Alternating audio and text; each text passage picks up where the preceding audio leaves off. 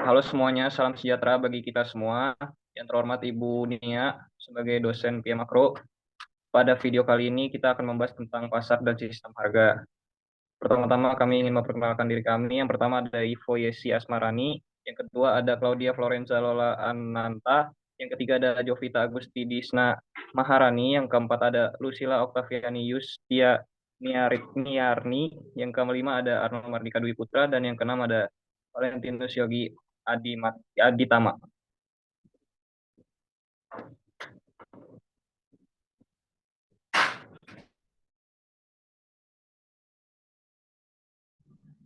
Yang pertama yaitu definisi pasar. Pasar merupakan mata rantai yang menghubungkan antara produsen dan konsumen, tempat bertemunya penjual dan pembeli, antara dunia usaha dan masyarakat untuk melakukan transaksi jual beli barang dan jasa.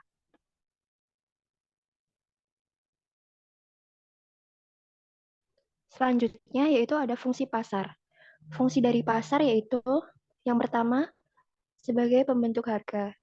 Terjadi tawar-menawar antara kedua belah pihak dan terjadi kesepakatan harga yang tentunya penjual sudah memperhitungkan laba yang akan diperoleh dan pembeli juga sudah menghitungkan manfaat atau kualitas dari barang yang sudah dibeli. Yang kedua yaitu sebagai distribusi. Pasar juga dapat melancarkan proses distribusi barang atau jasa dari produsen ke konsumen dan dapat memecahkan persoalan perbedaan tempat dan waktu karena distributor membantu produsen berhubungan baik secara langsung maupun tidak langsung dengan konsumen.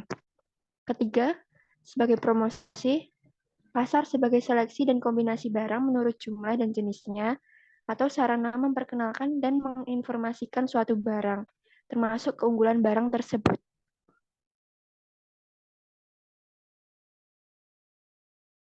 Selanjutnya ada persaingan sempurna. Pengertian pasar persaingan sempurna. Persaingan sempurna adalah keadaan pasar di mana ada banyak penjual dan banyak pembeli untuk satu macam barang di pasaran.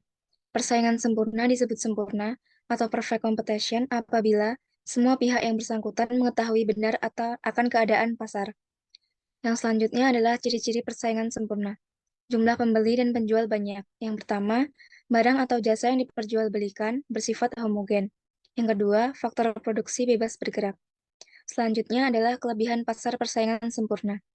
Tidak ada persaingan di pasar ini karena produk yang dijual homogen atau serupa. Yang pertama, dalam pasar yang bersaing sempurna, penjual tidak perlu memasang iklan untuk promosi. Yang kedua, harga barang dan jasa yang dijual ditentukan oleh semua penjual dan pembeli secara bersamaan dan umumnya harga cenderung stabil. Berikutnya adalah kekurangan pasar persaingan sempurna. Pembeli mengalami keterbatasan dalam memilih barang atau jasa karena produk yang dijual adalah sama dan kualitasnya sama.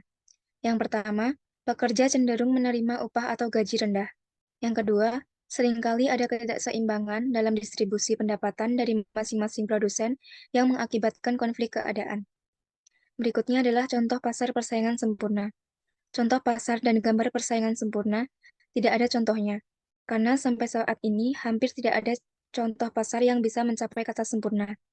Dan pasar persaingan sempurna ini hanya ada dalam teori saja. Yang selanjutnya tentang persaingan tidak sempurna. Yang pertama, monopolistis. Pasar monopolistis adalah suatu pasar yang di dalamnya terdapat banyak produsen dalam menghasilkan barang yang sama, tetapi masing-masing barang tersebut mempunyai perbedaan pada beberapa aspek.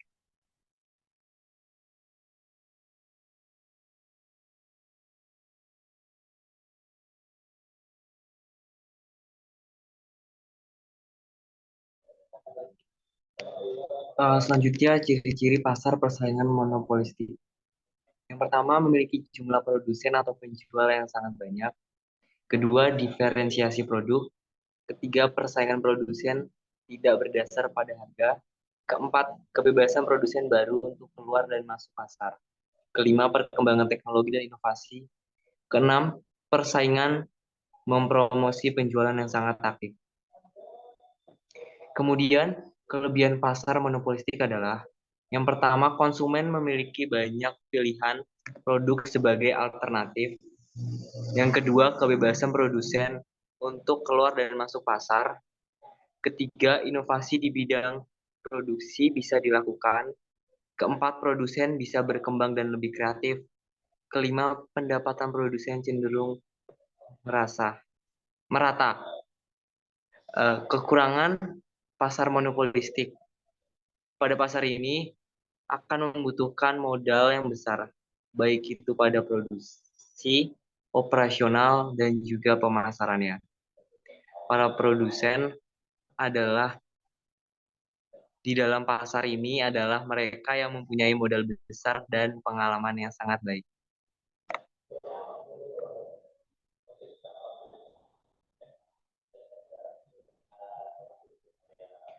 Kemudian contoh dari pasar monopolistis bisa terlihat di gambar yang sebelah kanan atas itu ada pabrik rokok, sebelah kiri bawah itu ada pabrik sepeda motor.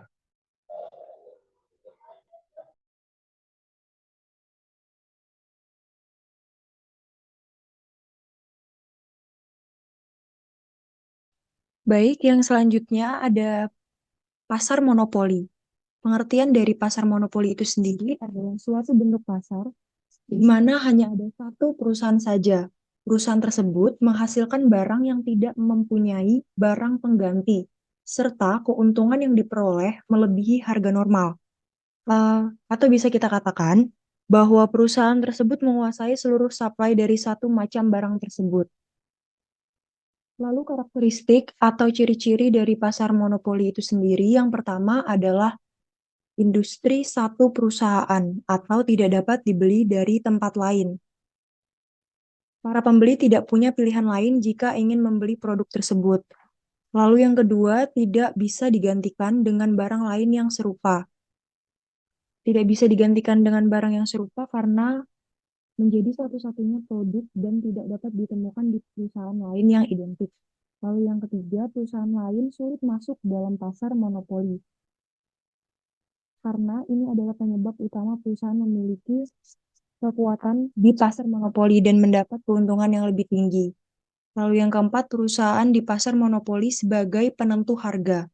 Sebagai penentu harga, dikarenakan hanya ada satu-satunya sehingga harga pasar ditentukan secara penuh oleh penjual pasar monopoli. Dan yang kelima, promosi iklan kurang diperlukan. Kurang diperlukan juga karena secara otomatis pembeli akan membeli produknya tersebut. Kelebihan dari pasar monopoli itu sendiri adalah yang pertama, meningkatkan kreativitas dan inovasi. Yang kedua, menjaga kestabilan ekonomi. Dan yang ketiga, melindungi kestabilan ekonomi. Kekurangan dari pasar monopoli itu sendiri adalah yang pertama, perusahaan bisa bertindak sewenang-wenang. Yang kedua, perusahaan tidak memberi layanan dengan secara optimal. Yang ketiga, munculnya ketidakstabilan diskriminasi. Contoh dari pasar monopoli itu sendiri, yaitu yang pertama, PT PLN atau Perusahaan Listrik Negara. Yang kedua, PT Pertamina. Yang ketiga, PT KAI atau Kereta Api Indonesia. Yang keempat, PT Pelayanan Nasional Indonesia, Perusahaan Daerah Air Minum, atau biasa kita kenal dengan PDAM. Dan yang terakhir adalah Badan Urusan Logistik atau Bulog. Dan di slide ini bisa kita lihat ada gambar pasar monopoli itu sendiri. Yang pertama ada pasar PLN, kantor PLN. Yang kedua ada Pertamina, yang ketiga ada PDAM, yang keempat ada KAI, dan yang kelima ada Beras Bulog.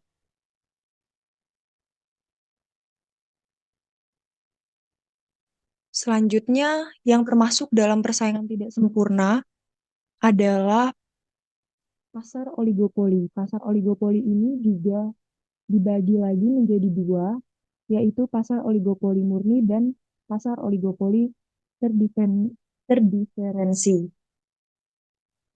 Pengertian dari pasar oligopoli murni, yang pertama adalah pasar oligopoli di mana produk yang dijual bersifat identik atau sangat mirip, sehingga untuk membedakan sangat sulit antara produk dari satu produsen dengan produsen lain, baik dari segi kualitas maupun corak yang dimilikinya. Yang kedua, Pengertian dari pasar oligopoli terdiferensi adalah pasar yang hanya menjual satu jenis barang saja, namun harga pada satu jenis barang itu tidak sama dengan harga produsen atau perusahaan lainnya.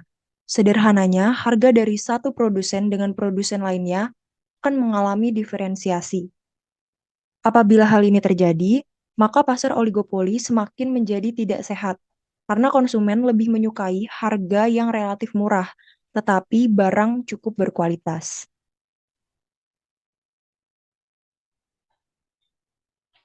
Selanjutnya, ciri-ciri dari pasar oligopoli terdiferensi adalah produsen tetap menjual produk homogen, tetapi persoalan harganya tidak berpatokan kepada produsen yang lainnya, sehingga ada kemungkinan produsen tidak menaikkan harga sekalipun produsen lain menaikkan harga sekalipun harga produknya sudah meningkat. Bisa juga sebaliknya, produsen menaikkan harga justru ketika produsen lain harganya masih stagnan. Contoh pasar dan gambar pasar oligopoli terdiferensi dapat dilihat pada gambar samping kanan atas. Contohnya yang pertama adalah industri sabun, rokok, sepeda motor, dan lain-lain. Kelebihan oligopoli secara umum. Yang pertama ada variasi pilihan barang komoditas. Yang kedua ada kebebasan konsumen untuk memilih produk menjadi lebih besar. Yang ketiga, konsumen sering diuntungkan karena persaingan antar penjual. Terlebih ketika terjadi perang harga dan promo menarik dengan menggait konsumen.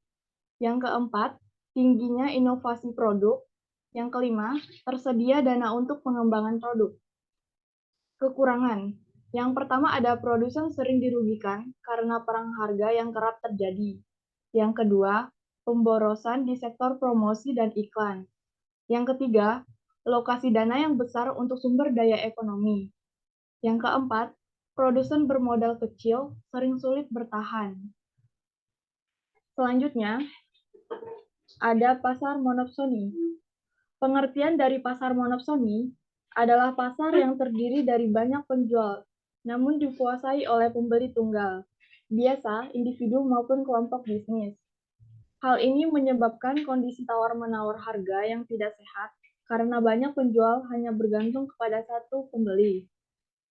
Ciri-ciri pasar monopsoni.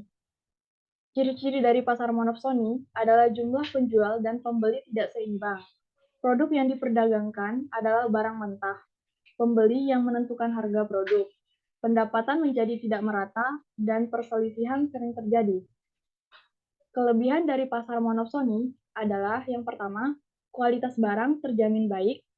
Yang kedua, meningkatkan kreativitas penjual untuk selalu berinovasi. Yang ketiga, menentukan harga menjadi lebih mudah.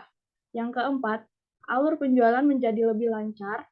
Yang kelima, penjual tidak perlu melakukan promosi untuk menemukan pembeli.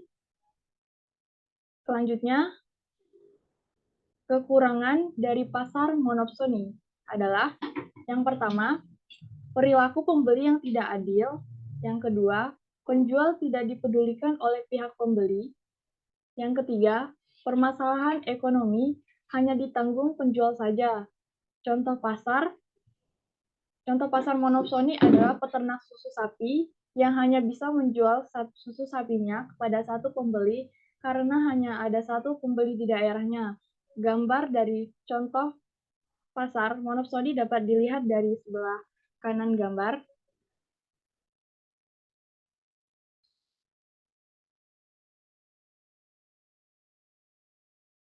Iya, sekian presentasi dari kelompok kami. Mohon maaf jika masih ada kesalahan dalam kata dan penulisan. Presentasi kami akan ditutup dengan pantun Hari Minggu bersih-bersih, pasang bendera biar berkibar. Cukup sekian dan terima kasih. Maaf jika presentasinya panjang lebar. Sekian, terima kasih.